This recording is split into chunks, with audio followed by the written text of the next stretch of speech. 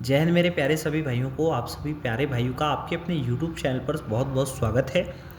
आज की इस वीडियो में साथियों हम लोग इंडियन कॉन्स्टिट्यूशन के बारे में पढ़ने वाले हैं। जो भी बीए, बीएससी, बीकॉम के छात्र हैं उनका सिलेबस NEP 2020 के अकॉर्डिंग इंडियन कॉन्स्टिट्यूशन है। तो इस वीडियो में हम डिटेल में इंडियन कॉन्स्टिट्यूशन के बारे में पढ़ने वाले हैं।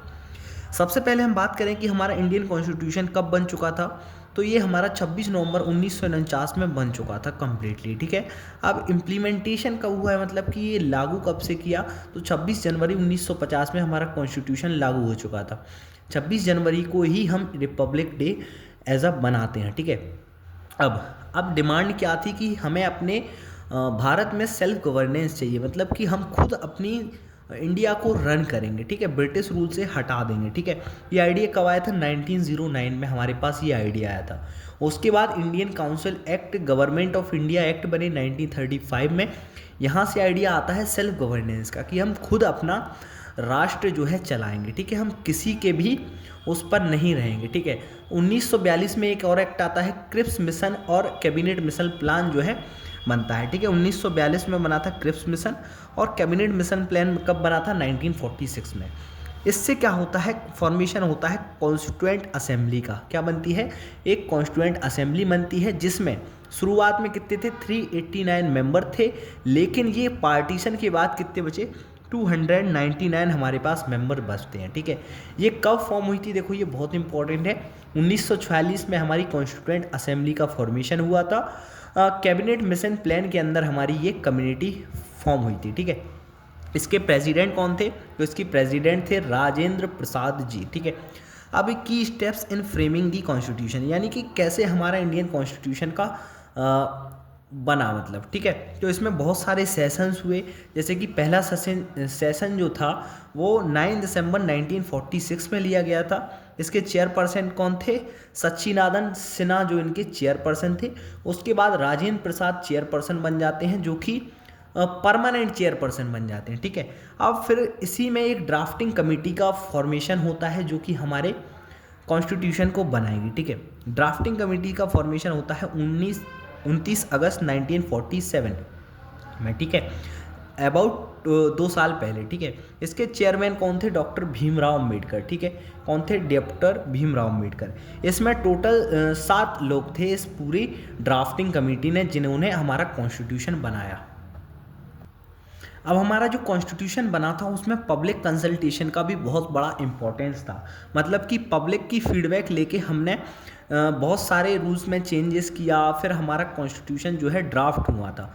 तो फाइनल अडॉप्शन कब हुआ था?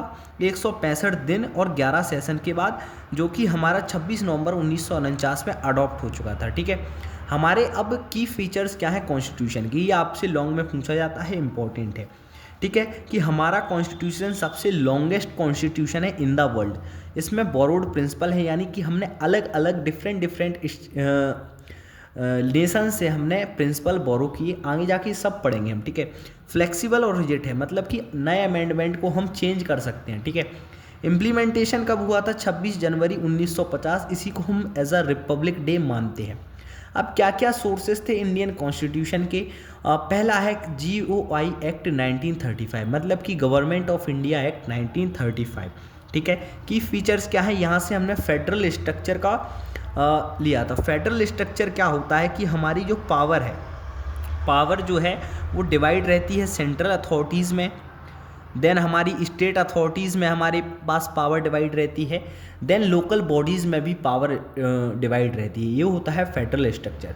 ठीक है, इसमें एक और फीचर्स था, office of the governor written as the head of the state. State का हेड कौन रहेगा? गवर्नर रहेगा। ठीक है, हर स्टेट का एक गवर्नर होता है जो कि हेड होता है। फिर क्या थी? इससे हमें मिला था पब्लिक सर्विस कमीशन। ठीक है, इसमें हमें क्या मिलता है? Provision for both central and state public service commission, यानी कि दोनों सेंट्रल अथॉरिटी पे और हमारी स्टेट अथॉरिटी पर पब्लिक सर्विस कमीशंस बनाए गए। अब फिर बात आती है अलग अलग डिफरेंट नेशन से हमने क्या क्या बोरो किया। पहला है हमारा UK, यानी कि यूनाइटेड किंगडम से हमने क्या क्या चीज़ ली। पहली चीज़ है पार्लियामेंट्री सिस्टम ऑफ गवर्नमेंट, कि हमारा जो राष्ट्र है वो पार्लियामेंट फॉर्म पर चलेगा। इसमें क्या रहेगा, प्रेसिडेंट जो रहेगा वो कॉन्स्टिट्यूशन का हेड रहेगा, लेकिन जो हमारी रियल पावर किसके पास रहेगी, काउंसिल ऑफ मिनिस्टर के पास रहेगी, जो कि प्राइम मिनिस्टर के द्वारा लगाए जाते हैं। अब हमारे देश में क्या है कि प्रेसिडेंट हमारा क्या है, कॉन्स्टिट्यूशन हेड है, और यही हमारा प्रथम नागरिक होता है, ठीक है, हमारे भारत देश का। लेकिन जो पावर रहती है वो डिफरेंट मिनिस्टर्स के पास रहती है, जो कि प्राइम मिनिस्टर के द्वारा रन होते हैं, ठीक है। और यूनाइटेड किंगडम से ही हमें रूल ऑफ लॉ मिला। रूल ऑफ लॉ का मतलब होता है कि लॉ से बड़ा कोई भी व्यक्ति नहीं है, चाहे वो आपके प्रेसिडेंट हो, चाहे प्राइम मिनिस्टर हो, या कोई आम व्यक्ति हो।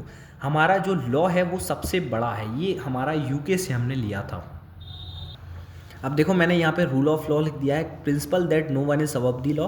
फिर है लेजिस्लेटिव प्रोसीजर्स हमारे यहाँ पर होती हैं, जो कि हमने यूनाइटेड किंगडम से लिए। Practice of debates, question hour होते हैं, मतलब कि हम डिबेट सेशन रखते हैं, अलग अलग अमेंडमेंट के लिए क्वेश्चन आवर्स होते हैं, ठीक है। फिर सिंगल सिटीजनशिप का हमने एक्ट भी यूनाइटेड किंगडम से लिया। बाई कैमरलिज्म फीचर भी हमने यहाँ से लिया, मतलब कि जो लेजिस्लेटर है, यानी कि हमारी जो सिस्टम ऑफ गवर्नमेंट है वो दो पार्ट्स में डिवाइडेड है। सिस्टम ऑफ हाउसेस, मतलब कि एक राज्यसभा है, एक लोकसभा है, ठीक है, एक अपर हाउस है, एक लोअर हाउस है, ऑफ द पार्लियामेंट के दो हाउस हैं, ठीक है। अब यूनाइटेड स्टेट ऑफ अमेरिका से क्या लिया हमने, पहली चीज़ ली फंडामेंटल राइट, दूसरे लिया जुडिशियल रिव्यू, तीसरा लिया इंडिपेंडेंट जुडिशरी। तीनों को समझाता हूँ। फंडामेंटल राइट क्या होते हैं, हर पर्सन के होते हैं, कि उसको कोई डिस्क्रिमिनेट का ना करे। ये हमारी बेसिकली 6 फंडामेंटल राइट हैं हमारे कॉन्स्टिट्यूशन में, जो कि आपको right to equality, right to secularism, ये सब फीचर्स आपको प्रोवाइड करते हैं। दूसरा है जुडिशियल रिव्यू। जुडिशियल रिव्यू और इंडिपेंडेंट जुडिशरी आपस में इंटरकनेक्ट है, मतलब कि जो आपका जुडिशरी है वो इंडिपेंडेंट रहेगी एग्जीक्यूटिव से एज वेल एज लेजिस्लेटर से। हमारी जो जुडिशरी है वो इंडिपेंडेंट रहेगी, मतलब कि जुडिशरी के वर्क में कोई भी नेता या फिर कोई भी गवर्नमेंट का हेड उसको चेंज नहीं कर सकता है। जो आपका केस में आपका जुडिशरी का फैसला होगा वही आपका मान्य होगा, इसमें कोई भी नेता हो या कोई भी गवर्नमेंट चेंज नहीं कर सकती है, ठीक है। अब जो वाइस प्रेसिडेंट था वो फंक्शन करेगा कैसा, राज्यसभा का चेयरपर्सन। ये हमने कहाँ से लिया, यूएसए से लिया। अब आयरलैंड से लिया था हमने डीपीएसपी। डीपीएसपी कौन सा पार्ट में है, पार्ट 4 ऑफ द कॉन्स्टिट्यूशन में है। इसका एम है वेलफेयर ऑफ स्टेट, यानी कि राज्य का वेलफेयर, ठीक है। फिर कनाडा से क्या लिया हमने, कनाडा से लिया कि स्ट्रॉन्ग सेंट्रल अथॉरिटी रहेगी, मतलब कि जो सरकार केंद्र में रहेगी उसका पलड़ा ज़्यादा भारी रहेगा, ठीक है। Appointment of governor by the centre, मतलब कि जो स्टेट पे गवर्नर बैठेंगे उनका अथॉरिटी अपॉइंटमेंट कौन करेगा, सेंट्रल पावर करेगा, ठीक है। अब ऑस्ट्रेलिया से क्या लिया, ऑस्ट्रेलिया से हमने कंकरेंट लिस्ट ली। देखो 3 टाइप की लिस्ट होती है हमारे इंडिया में, जैसे यूनियन लिस्ट, स्टेट लिस्ट और कंकरेंट लिस्ट। तो हमने ऑस्ट्रेलिया से कंकरेंट लिस्ट ली। Freedom of trade and commerce लिया कि आप टैक्स रिलैक्सेशन से फ्री ट्रेड कर सकते हैं, ठीक है। Joint sitting plan of parliament लिया।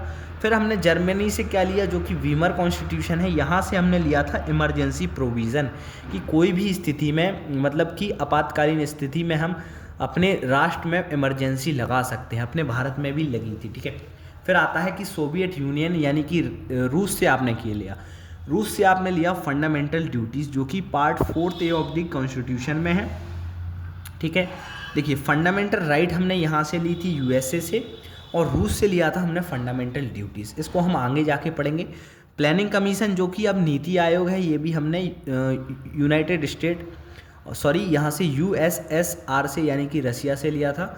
साउथ अफ्रीका से लिया हमने अमेंडमेंट प्रोसीजर, मतलब कि election of Rajya Sabha member, indirect election process होती है हमारी राज्यसभा में, ठीक है। जापान से क्या लिया, प्रोसीजर एस्टेब्लिश्ड बाय लॉ, कि हमने लॉ से क्या प्रोसीजर फॉलो किया। फ्रांस से लिया हमने, बहुत इंपॉर्टेंट है, फ्रांस से आइडिया ऑफ लिबर्टी लिया, इक्वालिटी लिया, फेटर्निटी लिया, इनकॉर्पोरेटेड इन द प्रीएम्बल, जो कि प्रीएम्बल में भी लिखा हुआ है, ठीक है। इंस्पायर्ड बाय फ्रेंच रिवॉल्यूशन, आपने फ्रेंच रिवॉल्यूशन पढ़ा होगा, वहीं से हमें idea of liberty, equality, fraternity का आइडिया आता है, ठीक है। अब nature and special feature of constitution की बात करते हैं। सबसे पहले नेचर की बात करते हैं। तो हमारा जो कॉन्स्टिट्यूशन है वो रिटन कॉन्स्टिट्यूशन है, मतलब कि लॉन्गेस्ट रिटन कॉन्स्टिट्यूशन है, जिसमें 470 आर्टिकल हैं, 25 पार्ट हैं और 12 शेड्यूल हैं, ठीक है। आप जो स्क्रीनशॉट लेते जाइएगा, जल्दी जल्दी मैं पढ़ा रहा हूँ, ठीक है। Idea and framework for governance, fundamental right and DPSP, ये हमें रिटन कॉन्स्टिट्यूशन से मिलता है। अब है सवर्ण, सोशलिस्ट, सेकुलर, डेमोक्रेटिक, रिपब्लिक। ये भी टर्म हमें आने चाहिए। सवर्ण मतलब होता है India is free from external control, यानी कि भारत को कोई बाहरी कंट्रोल नहीं कर सकता है। सोशलिस्ट है मतलब कि हमारे सब लोग जो हैं सोशली इक्वल हैं। सेकुलर का मतलब होता है equal treatment to all religion, मतलब कि हर धर्म इक्वल है, कोई भी हमारे राष्ट्र का धर्म नहीं है। डेमोक्रेटिव है, government is elected by the people, कि हमारी जो सरकार है वो लोगों द्वारा बनाई जाती है। रिपब्लिक है मतलब कि the head of the state president is elected not hereditary, मतलब कि जो प्रेसिडेंट है वो इलेक्शन के द्वारा बनते हैं, ऐसा नहीं है कि परिवार का कोई मेंबर पहले से था तो वो उनकी गद्दी पर आ गए। क्वासी फेडरल है मतलब कि फेडरल स्ट्रक्चर फॉर्म करती है। फेडरल स्ट्रक्चर वही होता है कि सेंट्रल में पावर जो रहेगी स्ट्रांग रहेगी, स्टेट के पास भी पावर रहेगी और लोकल बॉडीज़ के पास भी पावर रहेगी। रिजिड एंड फ्लेक्सिबल है मतलब कि अमेंडमेंट प्रोसेस अंडर आर्टिकल 368 में ये है कि आप फ्लेक्सिबल वे में कॉन्स्टिट्यूशन को चेंज कर सकते हैं, ठीक है। पार्लियामेंट्री सिस्टम ऑफ गवर्नमेंट है मतलब कि executive is responsible to legislative, ठीक है। इंडिपेंडेंट जुडिशरी है, चेक एंड बैलेंस सिस्टम है। कैसी है हमारी जुडिशरी? इंडिपेंडेंट है लेजिस्लेटर से और एग्जीक्यूटिव से फ्री है। फिर फीचर्स देखते हैं। Lengthiest constitution in the world, preamble है इसके पास, फंडामेंटल राइट है। अब फंडामेंटल राइट देखते हैं। Right to equality article 14 to 18 में है। Right to freedom 19 to 22 article में है।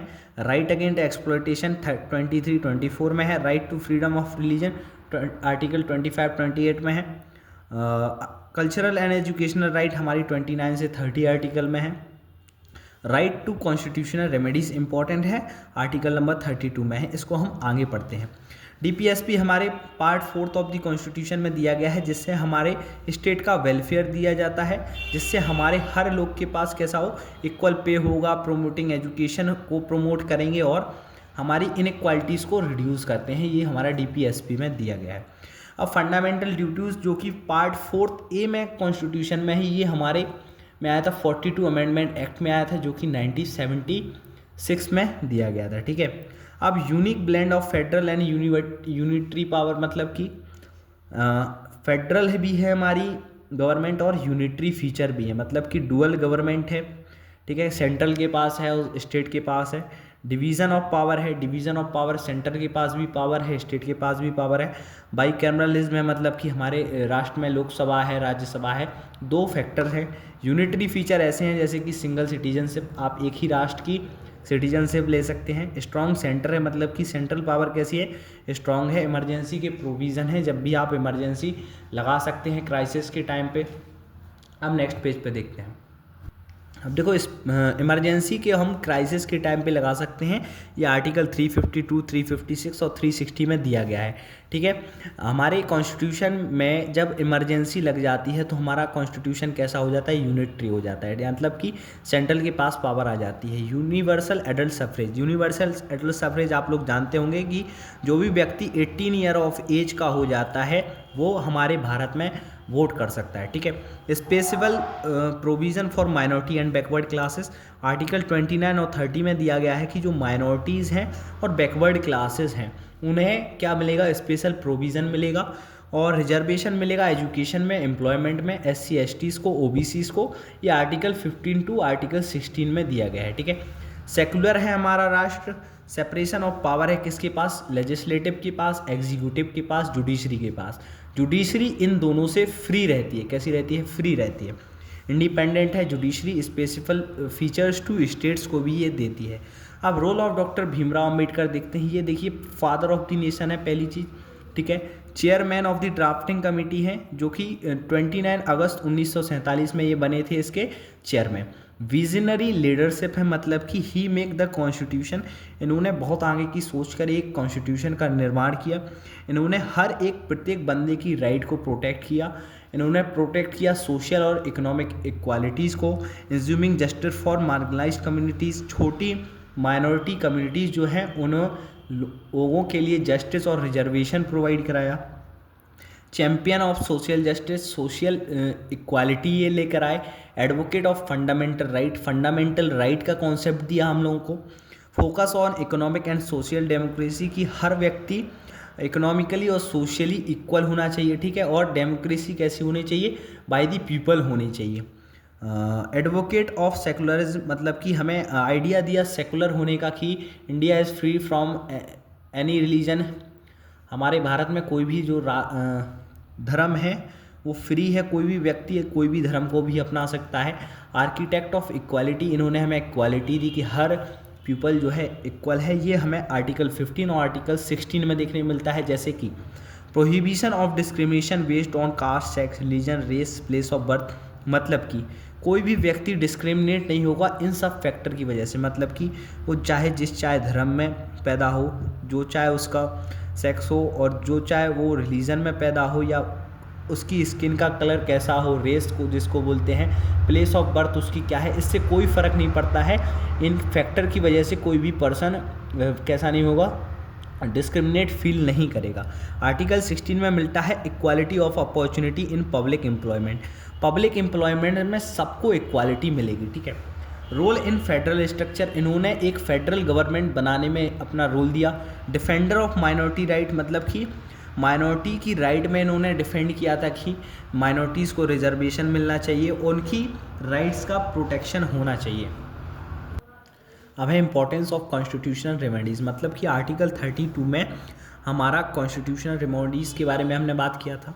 ये क्या होता है, heart and soul of the constitution कहलाती है, ठीक है। इम्पोर्टेंस ऑफ कॉन्स्टिट्यूशनल रेमेडीज़, ये हमको इसको क्या बोलते हैं, heart and soul of the constitution. It empowers citizens to approach the court to enforce their fundamental rights, अगर उनकी फंडामेंटल राइट्स का वायलेशन हो रहा है तो सिटीजन्स कहाँ अप्रोच कर सकते हैं, कोर्ट में अप्रोच कर सकते हैं।